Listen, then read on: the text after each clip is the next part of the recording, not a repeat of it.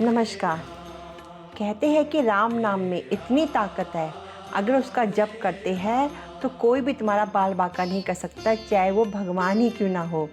एक प्रसंग है कि जब श्री राम भगवान ने अश्वमेध यज्ञ किया था तो उसके बाद एक बड़ी सभा का आयोजन किया था और सब राजाओं को और ऋषि मुनियों को बुलाया था। तो नारद जी भी आए थे। नारद जी तो थोड़े मजाकिया थे, उनको मज़ा आता था कि किसी तरह से कोई अड़चन हो और उसका आनंद ले सके। तो उसने एक राजा को भड़काया कि यहाँ पे एक ऋषि विश्वामित्र बैठे हैं, आप उसको प्रणाम मत करना। राजा नारद जी की बातों में आ गए। उसने कहा ठीक है, उसने ऋषि विश्वामित्र को प्रणाम नहीं किया। इससे ऋषि विश्वामित्र को बहुत क्रोध आ गया। उन्होंने राम से कहा, मैं तुम्हें श्राप दूंगा जब तक तुम राजा को नहीं मार दोगे। इसने मेरा अपमान किया है, अपमान करने के बाद मैं किसी को बख्शता नहीं हूँ।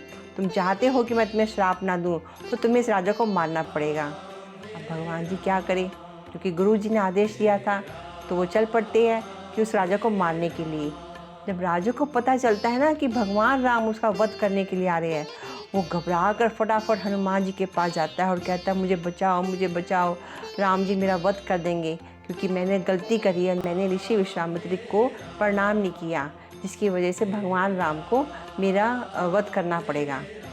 तो हनुमान जी ने कहा जो मेरी शरण में आएगा मैं इसको बाल भी बांका नहीं होने दूंगा। ये मैं तुम्हें वचन देता हूँ, कोई भी तुम्हारा बाल भी बांका नहीं कर सकता। लेकिन जब राजा ने कहा कि भगवान श्री राम उसका वध करने के लिए आएंगे, तब हनुमान जी अचंभित रह गए कि मैं अपने आराध्य के खिलाफ कैसे खड़ा हो सकता हूँ, ये तो मुझसे गलती हो गई। लेकिन जब उसने वचन दिया, उस वचन को पूरा करने के लिए हनुमान जी को एक तरकीब सूझी। उसने राजा से कहा जब भगवान आपको मारने आए तो आप कहना राम राम राम राम, हमेशा राम का नाम जपते रहना। बोला ठीक है। तो भगवान जी गए उसको मारने के लिए, तो सरयू नदी तट पर राम राम का नाम जप रहा था। अब भगवान जी के नाम का जप कर रहा था तो भगवान कैसे मारे उसको। भगवान जी बड़े धर्म संकट में पड़ गए, ये तो मेरे नाम का जप कर रहा है, ये तो मेरा भक्त बन गया, अब मैं अपने भक्त का वध क्यों करूं, मैं तो कर नहीं सकता। ये सोच कर वापस राजमहल में आ गए। अब ऋषि विश्वामित्र को बताया कि देखो ऐसा है कि राजा मेरे नाम का जप कर रहा था तो मैं इसको मार नहीं सकता।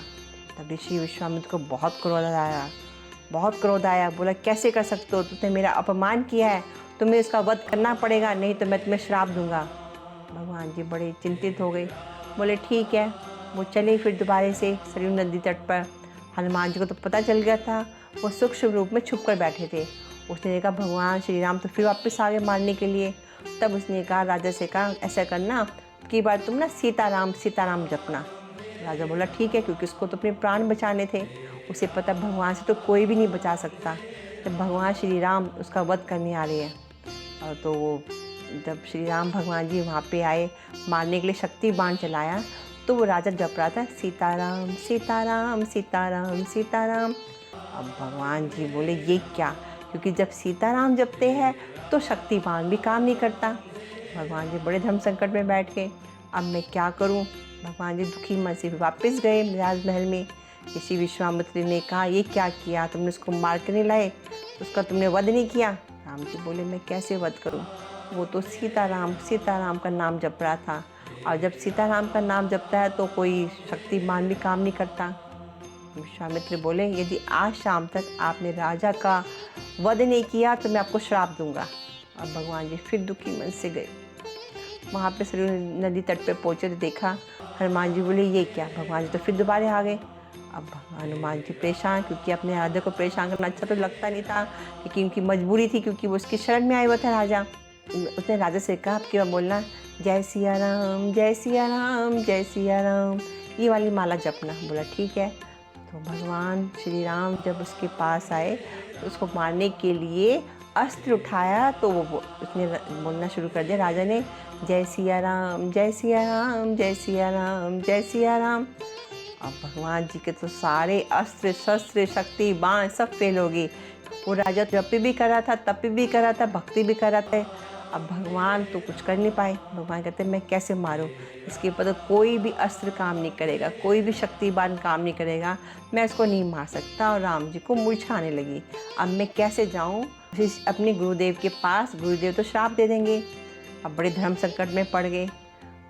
ऋषि वशिष्ठ मुनि जी आए, उसने ऋषि विश्वामित्र को कहा, तुमने श्री राम भगवान को कैसे दुविधा में डाल दिया।